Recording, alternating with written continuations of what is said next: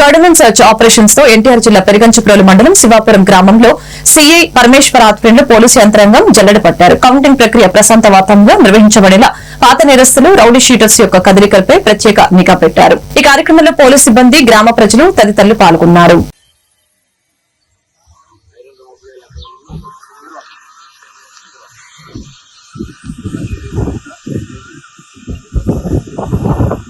ఉండకూడదని రహస్య ఓటింగ్ అన్నది మన దగ్గర పెట్టారు.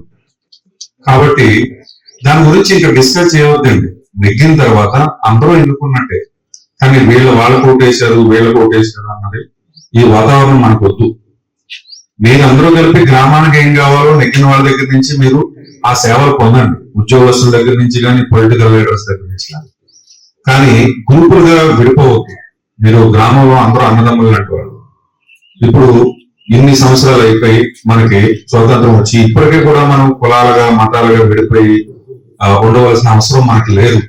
చాలా పల్లెటూరులు దేశానికి పట్టుకోమని అంటారు. అలాంటిది ఇలాంటి పల్లెటూరులో మీరు చాలా అన్యోన్యంగా ఉండాలి.